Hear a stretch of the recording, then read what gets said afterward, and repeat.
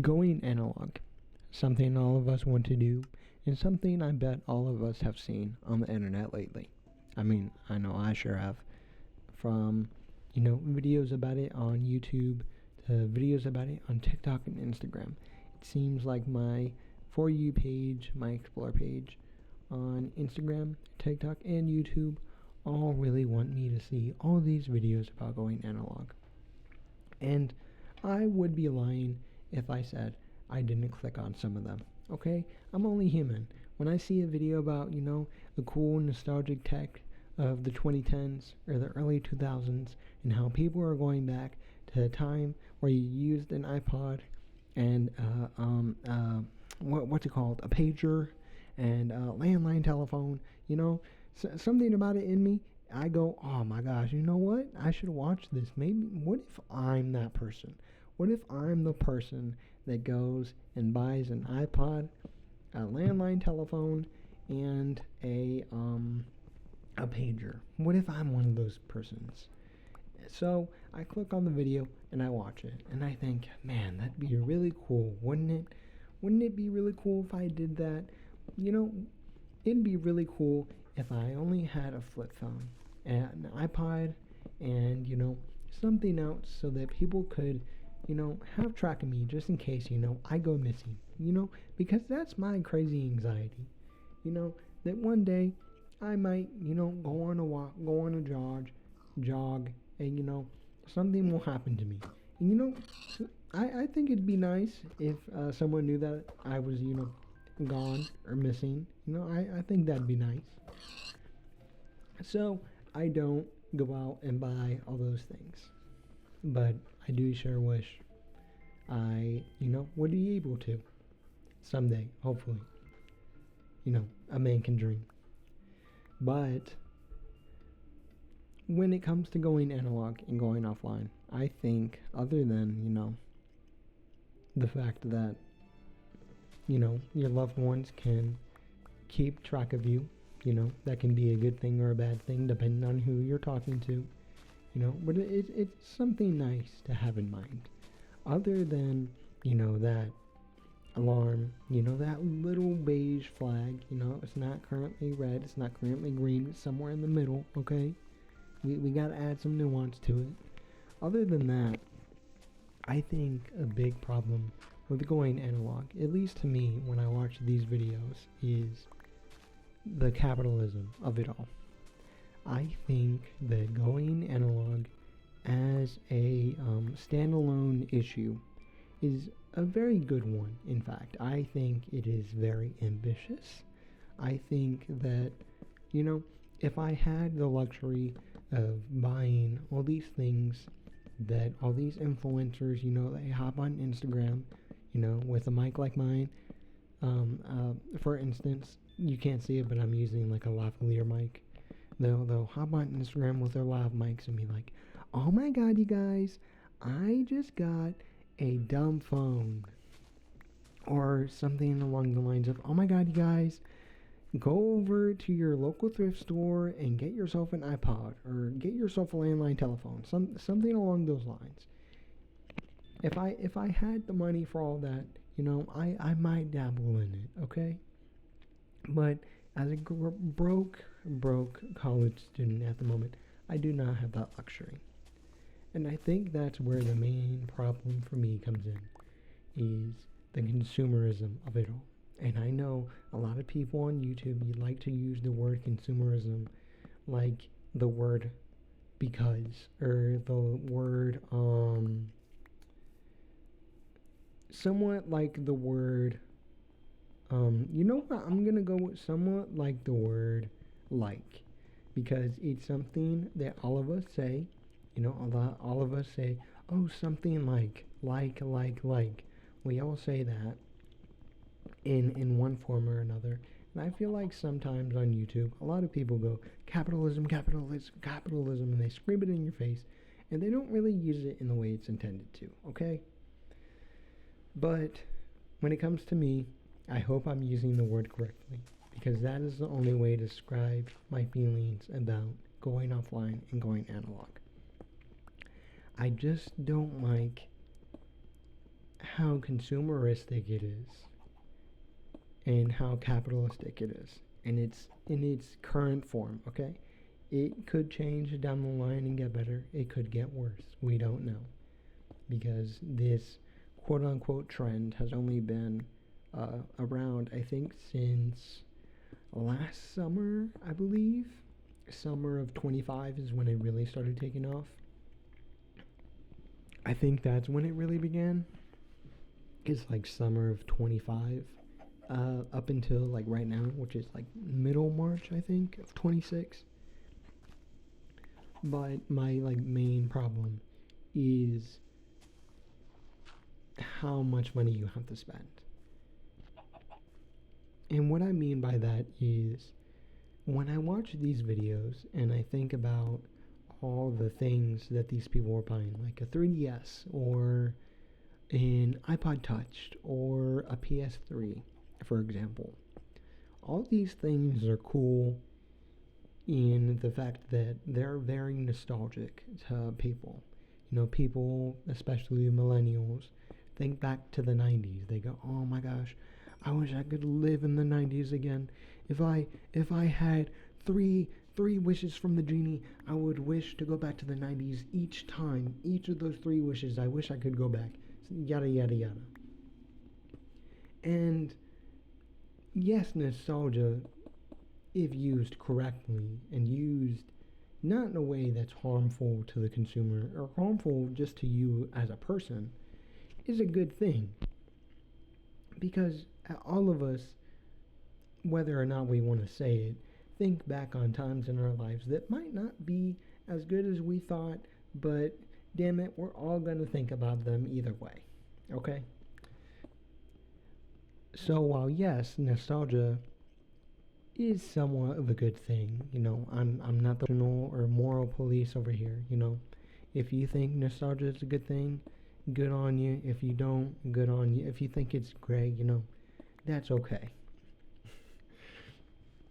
But I think a lot of the nostalgia is driving this analog movement at the moment. And while yes, it is a good movement, I think adding nostalgia into the mix causes some trouble when it comes to me. Because when I think about nostalgia and the things that I remember fondly, I think about, you know, me growing up. I think about my dog.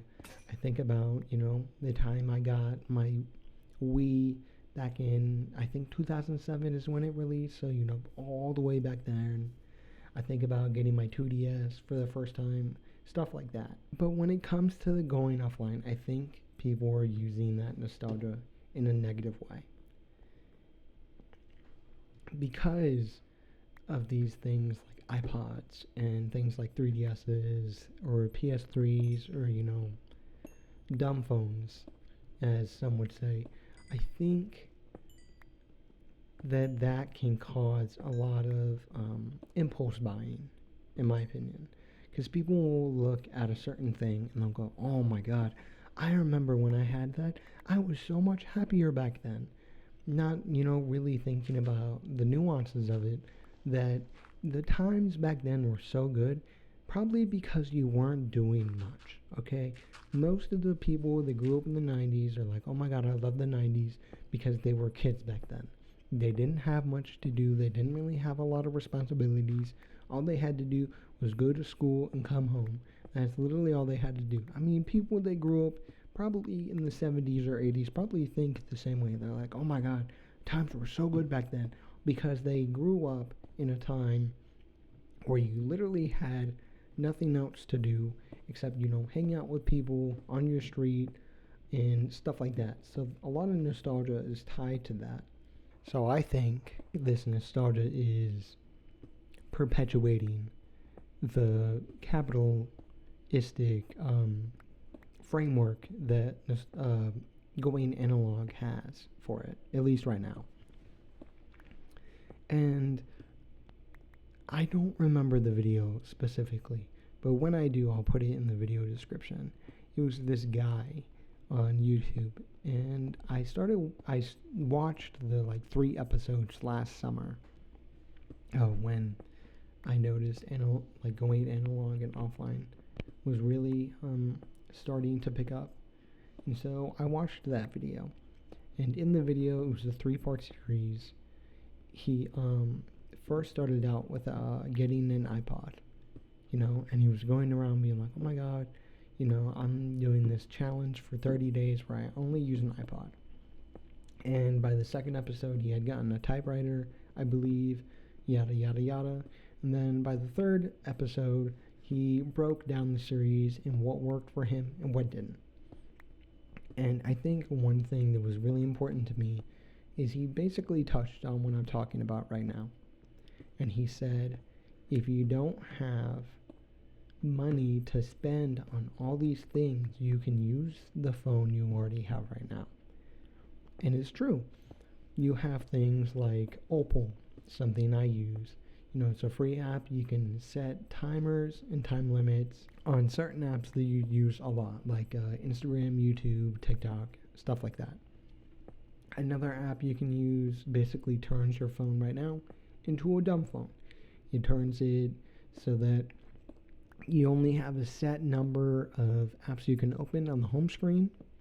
It looks like a dumb phone. It's in black and white, and that's what there all is to it. And it's like $5, I believe, for one of the apps, but I know there are probably countless other free ones out there on the App Store, the Google Play Store, or whatever store you use to get your applications on your phone. And I think that's really important for people to take away from this whole thing of going analog, is you don't have to spend copious amounts of money just to go offline. Take me, for example. I thought about going offline. I've thought about it. I've deleted and re-downloaded Instagram and TikTok over and over again so many times that I don't even have an account anymore. And so when I was first starting about thinking of getting off my phone a lot more, I got an iPod Nano. Not this past Christmas, but the Christmas before that. So it'd be December of 24. So I ordered the iPod, and for the first month, or first 3 weeks of having it, I'm like, oh my God, this is so much fun. I'm downloading all my music onto my iPod. The music I really wanted to listen to. And I go, oh my God, I'm going to be using this all the time. If someone comes up to me on the street, like those street interviews, being like, what are you listening to? I'll pull out my phone and, no, I wouldn't even pull out my phone. I'll pull out my iPod. I'll performatively be like, oh yeah, I'm listening to Tchaikovsky's symphony. Or I'm listening to Beethoven, actually. Have you ever heard of that guy? All matter-of-factly. And so it was really fun for those first 3 weeks until I stopped using it. It kept dying. I got an iPod Nano 4th generation, and if you know anything about those, they die very quickly. So I realized, I was like, man, this iPod Nano, is so much fun to use. I love hearing the clickety clack of the circle wheel when I go search for a song or something like that. It's really fun doing that, but the battery keeps dying. So instead of finding a way to work around the battery dying, maybe me locking the iPod once I have a sound or song playing as fast, instead of doing that, instead of thinking about other options that I could do to maybe make my experience with my iPod Nano better, I stopped using it. And so I stopped using it for a good 3 months after my first 3 weeks of using it. And I think that's really a shame, because I could have used that money towards something else. I could have, saved up my money for a better iPod or something like that. But instead, I hopped on the trend of going analog when I first had, heard about it. And I said, you know what? It's an iPod Nano. It was $30. I might as well get it. And so I did. But I think that's where the problem lies for me, is I could have saved my money. I could have, bought something of better quality, like an actual iPod, towards the later half of its years. But instead, I impulsively bought the iPod Nano because of the nostalgia around it and how many people were, talking in the little echo chambers of the internet about going offline. So, if you are to take anything away from this video, this little yap session, it's that you don't have to spend a lot of money to be mindful about how much time you're spending on, your phone. A lot of people think your phone is taking a lot of time away from you, and sometimes they're right. But to be mindful and to try and stay off your phone, you don't have to spend so much money. So yeah, I hope you enjoyed this yap video. It is a little longer than usually my other uploads. It is currently 17:31 as I'm recording this. So it's a little bit of a chunky video, but I hope you enjoy it. If you want to check out any of my other stuff, it will be linked in the description and be playing at the end of this one. And yeah, I hope you enjoy it. I plan on creating more videos like this because it's something I can do weekly and something that I enjoy doing. So I hope you enjoy it. I hope you have a good day wherever you are, and I'll catch you in the next one. Bye bye.